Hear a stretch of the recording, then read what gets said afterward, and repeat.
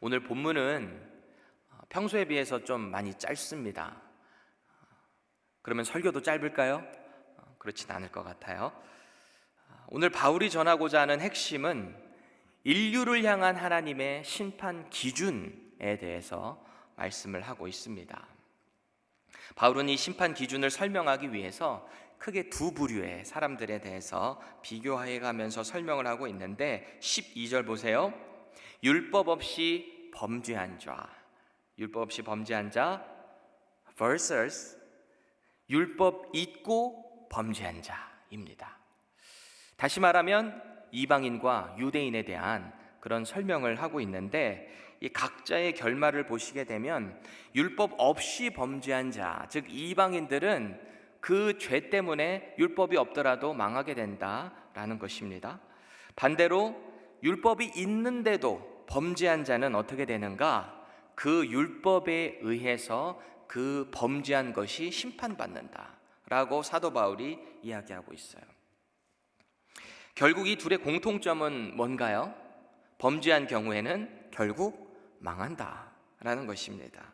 인류의 그 누구도 이 심판으로부터 예외가 없다라는 것이죠. 2005년도 12월에 제가 예수님을 인격적으로 만나고 변화받았거든요. 그리고 신학교를 갔고 2006년도 1월부터 전도사 사역을 했는데, 제가 처음 부임한 그 부서가 중등부 그리고 찬양팀 담당이었어요. 그래서 어느 날 중등부 주일 설교를 했어요. 하고 나서 분반 공부로 각자 다 흩어져서 이제 말씀을 공부합니다. 그날 주제가 로마서 1장이었어요. 그리고 하나님의 심판에 대한 주제를 가지고 다 같이 이제 말씀을 나누는데, 제가 맡았던 아이들은 중학교 3학년 아이들이었습니다. 그 중에는 소위 말하는 교회의 중직 권사님의 딸도 우리 반에 있었어요. 이 친구가 평소에는 되게 삐딱선을 타고 이렇게 있는 감수성이 풍부한 사춘기 여자아이였는데, 그날 말씀 나눈 이 심판의 내용이 특히 이제 로마서 1장 18절에서 19절의 내용, 하나님께서 알만한 것, 인류를 향해서 하나님을 알만한 것들을 그들에게 주셨고 그들에게 또 심어주셨고, 또 하나님께서 창조하신 이 창조 피조물들을 보면서 인간은 그 하나님의 능력과 신성을 알게 된다. 그래서 하나님이 없다, 몰랐다라는 것을 핑계치 못한다라는 이 내용을 가지고 하나님의 심판의 내용을 다뤘어요. 이 친구가 저한테 이렇게 갑자기 질문을 합니다. 전도사님, 그러면 세종대왕, 이순신 장군, 이런 훌륭한 한국의 위인들도 다 지옥 갔겠네요? 이러는 거예요. 다 지옥 갔겠네요? 그래요. 제가 뭐라고 답했을까요? 당시 신학에 입문했고 정말 열심히 공부하고 재밌게 공부했을 그 시기거든요. 제가 그 친구에게 이렇게 말했어요. 그럼 성경은 하나님을 모르는 것 자체도 죄에 대한 심판이라 그래. 하나님 모르고 범죄했으면 지옥 갔겠지, 이렇게 말했어요. 그날 저녁에 이 권사님에게 전화가 왔습니다. 어머니 권사님에게.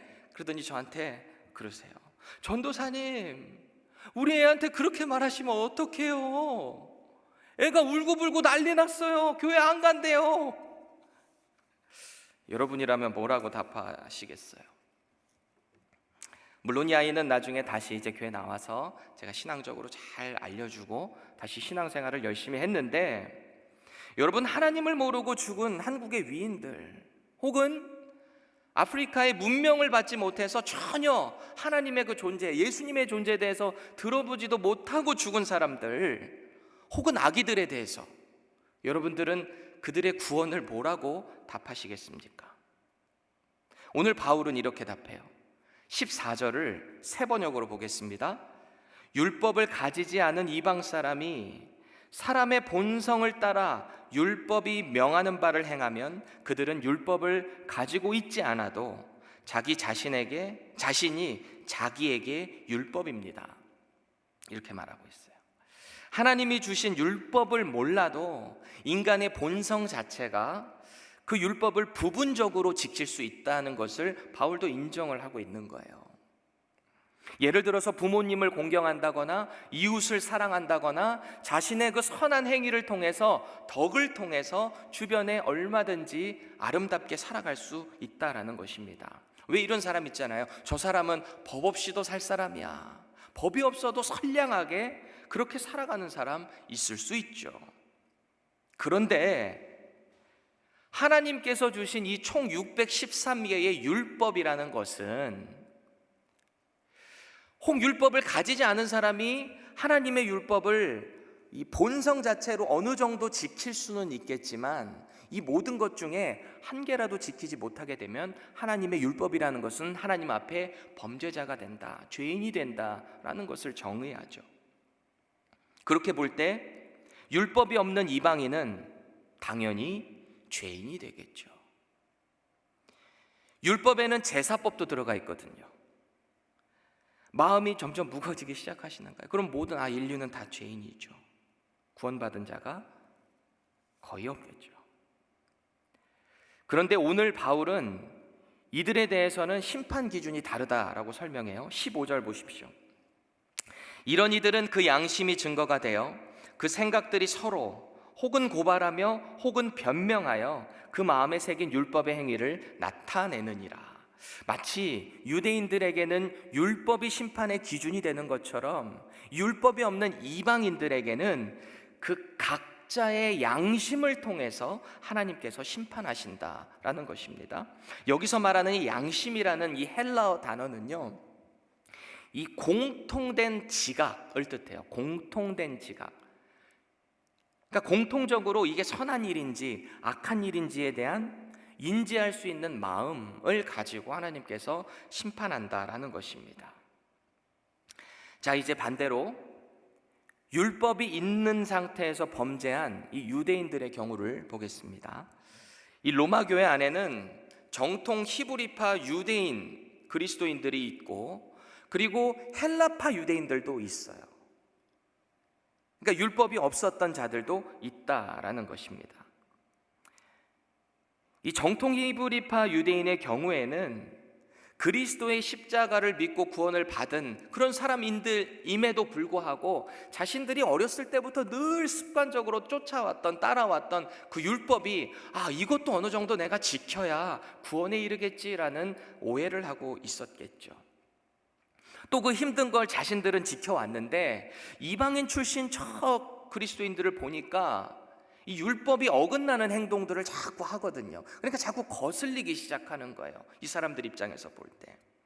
왜 그렇잖아요. 다 같이 고생하는데 어떤 저 사람들은 열애돼서 그 고생을 같이 안 한다면 괜히 속이 뒤틀릴 때가 있잖아요. 그러다 보니까 자연스럽게 율법에 조금이라도 어긋나는 행동을 하게 되면 정죄하고 그 사람들을 판단하기 시작했던 거예요. 저와 여러분들도 혹시 우리 신앙생활 가운데 이런 면이 없는지 우리 자신을 한번 돌아볼 필요가 있습니다. 예수 믿은 지 얼마 안 된 사람이 담배를 아직 못 끊었다거나 아직 술을 여전히 마시고 있다거나 그런 모습을 봤을 때 우리가 정죄하고 판단하는 것을 멈춰야 됩니다. 그건 하나님께서 하실 일이에요. 우리가 정죄할 일이 아니에요. 물론 사랑과 믿음으로 그들을 격려하고 이끌어줄 필요는 있지만 정죄하는 것은 우리가 절대 금물입니다. 그리고 이 유대인들이, 이 정통 히브리파 유대인들이요, 이제는 그 행시를 정죄하는 것을 넘어서서 구원까지 운운하게 되는 상황에 이르게 된 거죠. 저 사람 하는 걸 보니까 구원 못 받겠어. 저렇게 해서 구원 받겠어? 이런 모습이 로마 교회 안에 있었지 않았을까? 자기들은 떳떳하는 거죠. 떳떳하다는 거예요. 율법을 지키고 있기 때문에. 그래서 바울은 이들의 뼈를 때리는 지적을 합니다. 13절입니다. 하나님 앞에서는 율법을 듣는 자가 의인이 아니요 오직 율법을 행하는 자라야 의롭다 하심을 얻으리니. 이 총 613개의 율법을 100% 알고 또 100% 지키는 자가 의롭다라고 말하고 있어요. 그럼 우리는 이런 질문을 갖게 되죠. 인류 역사상 이 613개의 율법을 100% 지킨 사람이 과연 있는가 말이죠. 있을까요? 한 분 있으시죠. 예수님. 인격과 신성을 모두 갖추신 예수님만 가능하셨지, 하나님께서 만드신 피조물들 중에서는 이 율법을 100% 지킬 수 있는 사람은 아무도 없어요. 바울은 이 로마서를 기록하면서 아마 이 로마 교회 상황을 다 알고 어느 정도 썼겠죠. 소문을 듣고 얘기를 듣고 교회 안에 어떤 이슈가 있는지 듣고 썼을 거예요. 그래서 의도적으로 로마서 1장 18절에서 32절까지는 먼저 이방인들의 그 죄를 지적했어요. 그들이 짓고 있는 입에 담을 수도 없는 그런 죄들, 하나님 앞에 범죄하는 것들, 영리로 바꿔서 하나님 앞에 창조 섭리를 어지럽히는 것들, 그 외에도 여러 가지 더러운 죄악들을 다 나열을 했어요. 이 편지를 처음에 듣고 있었던 유대인들, 이 정통 히브리파 유대인들이 그 편지를 들으면서 이랬을 거예요. 그렇지, 저 이방인들의 죄가 그거지 라고 판단하고 있었을 거예요. 그런데 이내 2장으로 접어들면서 뭐라고 처음에 시작해요? 너희들 정죄하는 자, 판단하는 자 다 그것도 죄야, 하나님이 그 죄대로 다 갚아주실 거야 라고 말씀을 하기 시작하더니, 율법을 지킨다 하면서도 회개하지 않는 마음으로 양심으로 거룩한 척, 율법대로 살고 있는 척 하는 이 유대인들을 향해서 지적하고 있는 겁니다. 그리고 오늘 본문의 결론 16절이에요. 다 같이 다시 한번 읽겠습니다. 곧 나의 복음에 이른 바와 같이 하나님이 예수 그리스도로 말미암아 사람들의 은밀한 것을 심판하시는 그날이라. 여기서 말하는 나의 복음이라는 것은 단순히 예수님 믿으면 구원받는다, 영생을 얻는다라는 이 복음이 아니에요. 전체, 바울이 지금까지 전한 모든 전체의 복음을 통틀어서 이야기하고 있어요. 예수를 믿고 구원받는 것을 넘어서서 믿지 않게 될 경우에는 하나님의 무서운 심판까지 있다는 종말론적인 사상까지 포함하고 있는 내용입니다. 앞선 질문 다시 한번 해볼까요? 하나님을 몰랐지만 억울하게 하나님을 몰라서 죽었던 사람들 다 지옥 갔나요? 아프리카 자연에서 하나님 모르고 살다가 죽어간 이 아프리카 사람들 다 지옥 갔나요? 아기들도 다 그냥 지옥 갔나요? 하나님 모르고 죽었기 때문에. 사실 이 질문은 전제 자체가 잘못됐어요. 전제 자체가. 이 사람들도 지옥 갔냐라는 질문 안에는 이미 이들이 하나님 앞에서 혹시 의인일 수도 있지 않겠습니까? 라는 저의가 깔려 있는 거잖아요. 그리고 하나님을 매도하는 거죠. unfair합니다. 공평하지 않습니다. 그들은 하나님 몰랐지 않습니까? 만약 인간이 자연 상태 그대로 속에서도 의인이 존재할 수 있다면, 어떤 중립 상태에서 의인이 존재할 수 있다면, 그러면 이 질문이 맞아요. 그러면 하나님께서 그들을 구원하실 수 있다라는 이 질문이 맞아요. 그런데 성경은 자연 상태 그대로의 모든 인간 가운데 의인은 하나도 없다라고 이야기하고 있어요. 로마서 3장 10절에서 12절 말씀입니다. 기록된 바 의인은 없나니 하나도 없으며 깨닫는 자도 없고 하나님을 찾는 자도 없고 다 치우쳐 함께 무익하게 되고 선을 행하는 자는 없나니 하나도 없도다. 아멘. 바울은 자신을 포함한 인류 그 누구도 율법대로 심판하게 되셨다면 모두 다 우리는 망하게 될 거다라고 이야기하는 것입니다. 오늘 본문은 율법을 알고서도 지키지 않는 유대인보다 오히려 율법이 없는 상태에서 자신의 그 양심을 통해 율법처럼 살아간 오히려 이방인들이 의로울 수 있다는 것을 유대인들에게 지적하고 있는 것입니다. 유대인들은 율법을 운운하면서 이방인들을 향해 구원 여부를 논할 때가 아니에요. 왜요? 자기들의 영역이 아니기 때문입니다. 우리는 지금 세종대왕과 이순신 장군이 한국의 유명한 위대한 그런 위인들이 다 지옥 갔나요?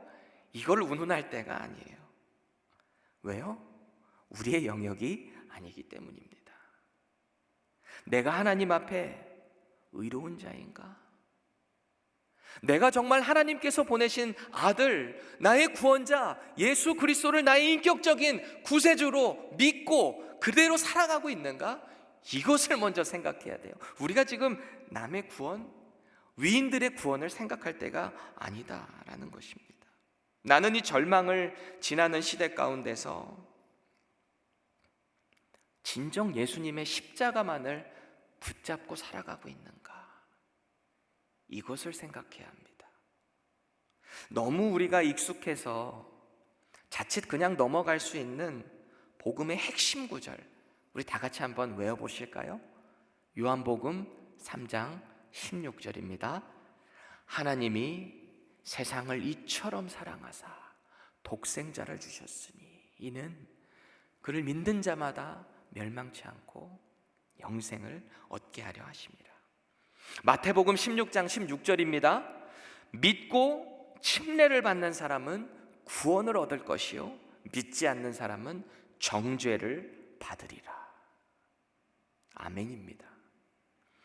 여러분, 우리 예수님 잘 믿어야 됩니다. 예수님 잘 믿어야 돼요.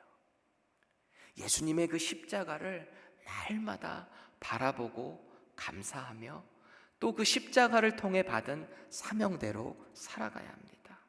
왜냐하면 예수님의 복음을 통해 이 세상은 더 이상 핑계하지 못하기 때문입니다. 오늘도 이 하나님의 인류를 향한 심판의 기준 가운데 긴박성을 가지고 또 갈급함을 가지고 이 사명자의 삶을 살아가는 저와 여러분들 되시기를 간절히 축복드립니다. 기도하겠습니다. 살아계신 우리 아버지 하나님, 인류를 향한 심판의 기준으로 명확히 제시하신, 성경을 통해 우리에게 명확히 경고하고 계시는 예수 그리스도의 십자가의 복음을 오늘도 우리가 바로 붙잡고 나가기를 원합니다. 또 우리 주변에 예수님을 모르고 죽어가는 사람들을 향해 안타까운 심정으로 주님의 마음을 가지고 그들에게 복음을 전할 수 있는 우리 모두가 되게 하여 주시옵소서. 오늘도 그런 삶을 살아가게 해주실 예수 그리스도의 이름으로 간절히 기도합니다. 아멘.